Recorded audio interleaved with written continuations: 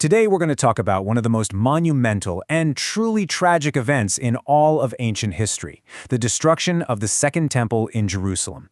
And this wasn't just, a military loss. It was an earthquake of an event that would literally reshape the future of multiple world religions. To really get a handle on the scale of what happened, you have to try and imagine the very heart of a civilization just being ripped out. The temple, it wasn't just a big, beautiful building. It was the absolute religious, cultural, and national center for the Jewish people. So when it was destroyed, it was an apocalypse in the truest sense of the word. Okay, so how did we even get here? How did things get so bad? Well, the story really starts in Roman-occupied Judea. You have this province just simmering with religious passion and deep political resentment. It was a total powder keg, just waiting for a spark. And look, this thing did not happen overnight. The tension was building for decades. From the very moment Judea officially becomes a Roman province, there was friction. You had these constant clashes with corrupt Roman governors, a deep, deep desire for independence, and on top of all that, these growing messianic expectations, this powerful belief that a savior was coming to kick the Romans out. All of this just created this incredibly volatile atmosphere that finally explodes in 66 CE. And then, in the year 66, that spark finally lands. It all kicked off with a protest against the Roman governor who was plundering the temple treasury. But what started as a local protest just spiraled, completely out of control, and ended up igniting the entire province in what we now call the First Jewish-Roman War.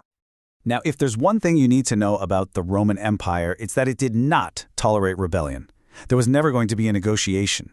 The only possible response to this uprising was going to be total, complete subjugation, carried out by the full, brutal might of the Roman military machine.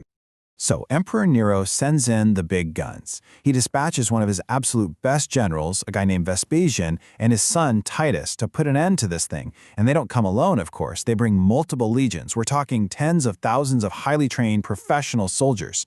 The message was crystal clear. Judea was about to be crushed. And this right here, this shows you the real tragedy of the whole conflict. On one side, you have the disciplined, unified Roman army with one single goal. But on the other side, you have these deeply divided Jewish defenders. You have different factions, like the Zealots, who were so committed that they were fighting not just the Romans, but also each other, even as the enemy was literally at the gates. This internal strife, well, it would prove to be an absolutely fatal weakness. So, by the year 70 CE, the Roman campaign reaches its final objective. Titus, who's now in command, lays siege to Jerusalem itself. He traps hundreds of thousands of people inside the city's massive walls. And tragically, that includes pilgrims who had just come for Passover. He then begins a brutal campaign of starvation. To really understand the horror of what was happening inside that city, just listen to this chilling account from the historian Josephus, who was actually an eyewitness to it all. He wrote that people were driven to such terrible straits that they, and I'm quoting here, searched the sewers and old dunghills and devoured the very refuse which the filthiest of irrational animals would not touch. This wasn't just a battle. It was a humanitarian catastrophe of epic proportions. And the numbers, well, they just bear out that horror. Now, ancient figures can always be debated, but Josephus estimated that over 1 million people died during that siege. From starvation, from disease, and from the violence of both the internal fighting and, of course, the final Roman assault. The scale of death is it's staggering. Okay, so let's get to the final, devastating days of the siege. After months of starvation and relentless attacks, the Roman war machine finally breaks through the city's defenses. And this leads to the tragic climax of the entire war. The second those outer walls fell, the fate of Jerusalem was sealed. Roman soldiers just poured into the narrow streets, and the fighting became this brutal citywide massacre. The defenders, already so weak from hunger and all the infighting, were just overwhelmed. And then, the unthinkable happened. In the total chaos of that final assault, the Second Temple, this magnificent center of Jewish life and worship that had stood for over 500 years, was set on fire.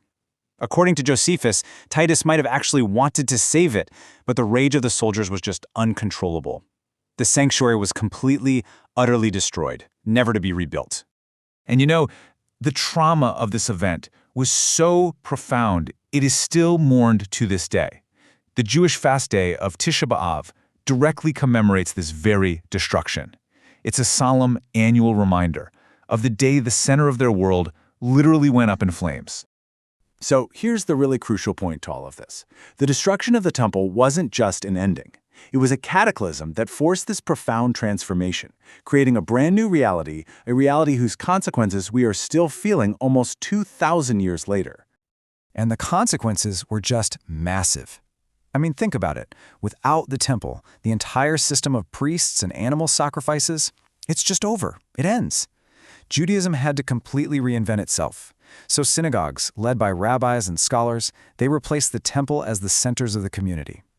This is, for all intents and purposes, the birth of modern Rabbinic Judaism. And at the same time, this event was a huge turning point for the brand new Christian movement. It forced a definitive break, pushing the new faith to forge its own identity completely separate from the temple-focused world it came from.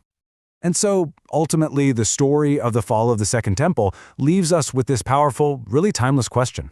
It's a story of unbelievable destruction, yes, but it is also an extraordinary story of resilience and adaptation. It's about how a people, faced with the complete and total loss of their physical and spiritual center, somehow found a new way to endure.